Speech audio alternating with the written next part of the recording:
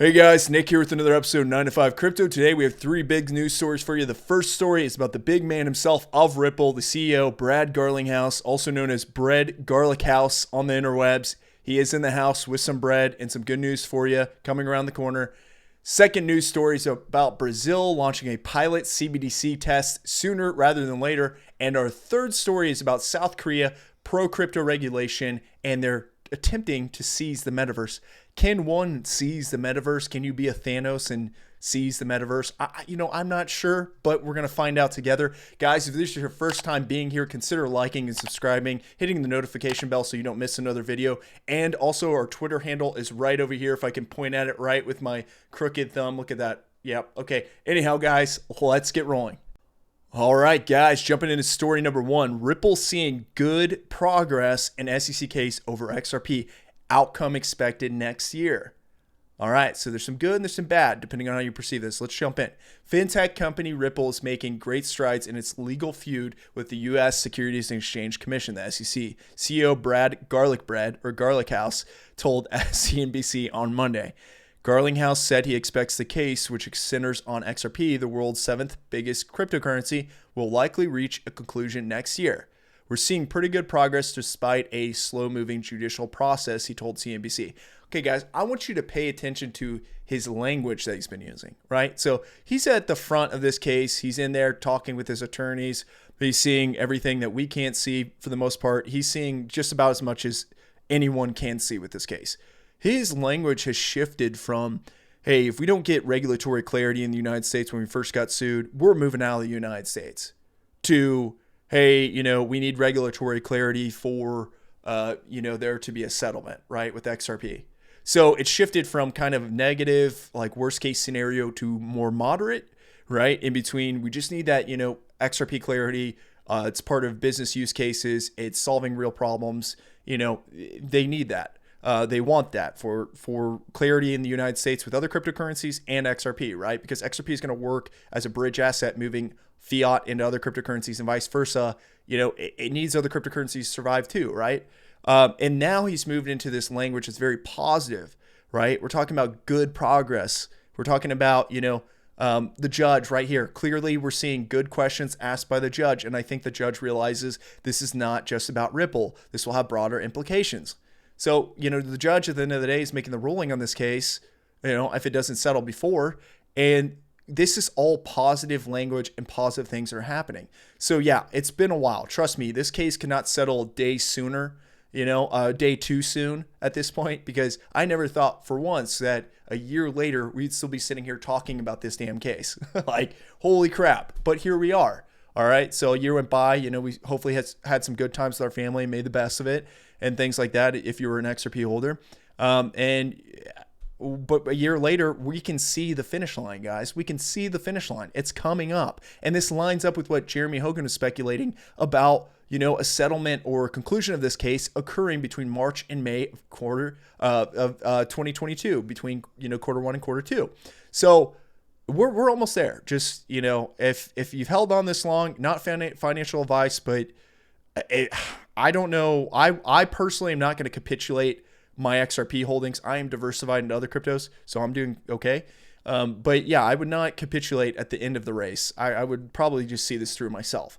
But anyhow, XRP, a token Ripple is closely associated with, benefited from the rally, hitting an all-time high above $3. It's since declined dramatically from that price, but is still riding the latest crypto wave with a more than 370% gain year to date. That's positive overall. It's not great compared to a lot of other cryptos I've seen, over 1,000%, 2,000%, whatever. Is it lagging behind? Yes. Did it lag behind 2017, 18? Yes, it did. Who knows how the story will really end? No one can tell the future. And, historics are not, indicators one-to-one in the future. But, there's a lot of rhyming with history. So I guess we'll see what happens. Who will have the last laugh? People that got out of XRP or people that held on? Who knows? Anyhow, the company also markets another product that utilizes XRP for cross-border payments called on-demand liquidity. This is important because, they just pushed their new product called Liquidity Hub. And, again, we're talking about providing liquidity. We're talking about moving in and out of fiat, cryptocurrencies, bridge assets. Like, holy crap, guys.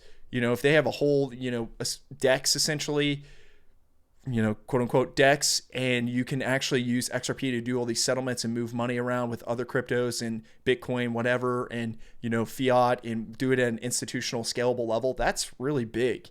The SEC is concerned about Ripple's ties to XRP, alleging the company and its executives sold $1.3 billion worth of the tokens in an unregistered securities offering. But Ripple contends that XRP should not be considered a security, a classification that would bring it under much more regulatory scrutiny. This is true, right? Because there's going to be bigger implications of this issue.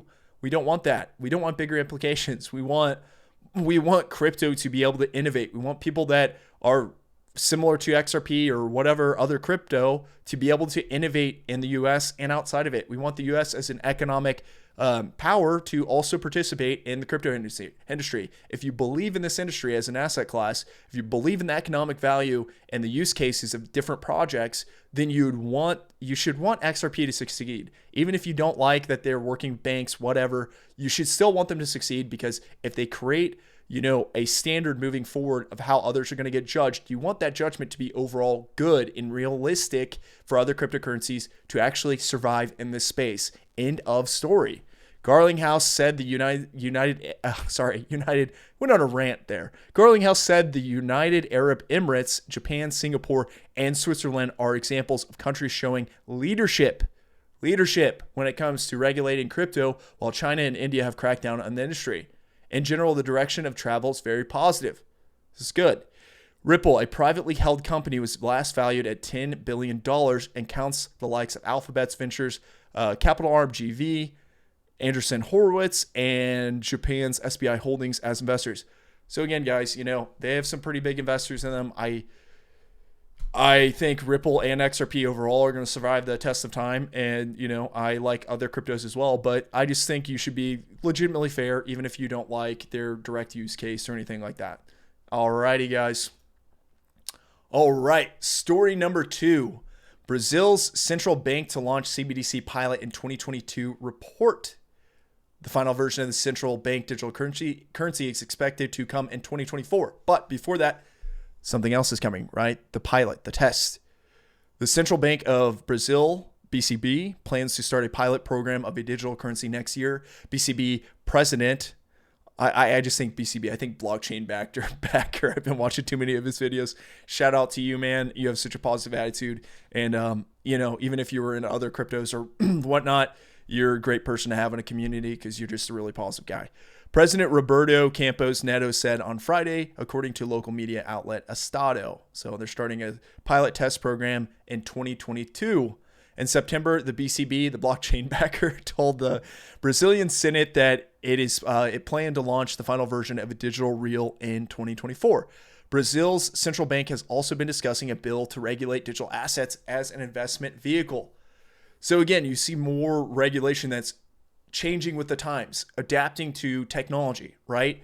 And that's kind of what the contention here is in the United States with the SEC, et cetera, using, old securities law, the Howey test to try to, crush things and, try to stamp out or stomp out innovation and, make it conform to something it's really hard to conform to, right? Or impossible. And now you're seeing more flexibility with other countries and them actually creating new groups to regulate these things, which is really cool. Crypto is already starting to affect even the national accounts, which means it has become a relevant investment instrument. Yeah, it's here to stay. Campos Neto noted, adding the crypto purchases are affecting Brazil's import figures. Okay, positive effects to import figures, I'm assuming. According to the blockchain backer, I'm just going to keep joking about that, Brazilians have acquired $4.27 billion in cryptocurrency so far in 2021. So yeah, they made another $4.27 billion. In August, Campos Neto said that the Brazilians already held about $40 billion in cryptocurrencies. So again, Brazil's very positive with cryptocurrency. Awesome stuff. They're being a leader. All right, guys, for story number 3, we have South Korea's Democratic Party backs support for crypto metaverse. Young-gil, leader of the ruling Democratic Party, stated that the South Korean government should stop the crackdown on the crypto sector and start nurturing it instead. Yes, is it that hard? Let's start to support innovation and technology, not just fight it to the death. Don't fight it tooth and nail. But, we have people in power that were previous elites in the old system, and a new system's kind of taking adoption, and they don't like to lose power. It kind of makes sense. Stated that the time is ripe to start cultivating the cryptocurrency industry. Policy support in South Korea has been observed to undoubtedly make cryptocurrency products more diversified and more convenient. Yes, so if you have a product or service, one of your key aspects to it is that you want to reduce the barrier to entry to that service or product. You want to increase its accessibility to then increase sales or increase distribution of that product or service. Song, a party favorite for the next year's general elections, is believed to take a more friendly approach to cryptocurrency policy or crypto policy, which could make it easier for crypto-related offerings to operate in South Korea. That's awesome. He stated that he will consider giving away tokens to all South Korean citizens and at the same time will adopt a softer way to manage crypto assets. So I think it's Florida and their Miami token, and they're talking about how much money that they're making off that, staking it with an APY yield, that they're actually getting enough money back that they can give each person like $35 or more or something in Bitcoin, and that they can just start giving people money back. It's like, wow, maybe it's a way to reduce taxes and actually pay for, social policies. That'd be awesome.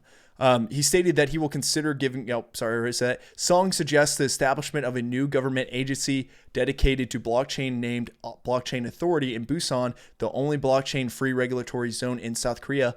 He believes that the agency will help South Korea in the global digital currency competition. Okay, guys, so draw a parallel really quick. We've been talking about the SEC and the CFTC a lot, and there's kind of contention between those two groups of who's going to regulate crypto in the United States. Hey, we've also speculated there might be a third party. Well, maybe that third party is a new party that gets created as a result from the SEC v. Ripple case. I don't know. But if that sets new case precedents that's actually, allowing for crypto innovation to bloom, that would be a positive thing for all cryptocurrencies. Again, another reason why you should probably just be like, you don't want the SEC to win this case against Ripple. Like, you just don't. Like, even if you don't like XRP, you should not want that. You got to be honest with yourself. He also emphasized that we must seize the metaverse market based on blockchain technology at the national level. I asked you earlier, can you seize the metaverse, market? I think there's going to be a lot of, competition there, Facebook, etc. And everyone's going to have their own little addition to the metaverse, and that's what adds to a metaverse. So I don't think you exactly seize it. Now, what kind of software or systems or cloud-based technology it runs on?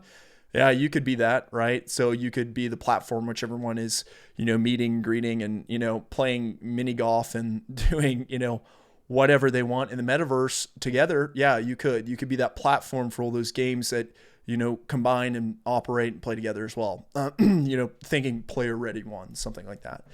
In Asia, South Korea is currently seen as an important hub because it's more than 400 technology firms could accelerate the interoperability of metaverse in the future. Yeah, so South Korea is ahead of the party here. All right, guys, that's a wrap on our stories. Please let me know what you thought about them in the comments below. I link all the story articles down in those comments below. If you just open up the box where I put my link and my details, my description, you should be able to see all these different articles down there. So I like to cite these sources just so you can do your own research as well and dive into them deeper if you'd like. But until next time, guys, you know the slogan. As always, coffee's on me. I'm going to go play some Halo Infinite. Yay. I'm out.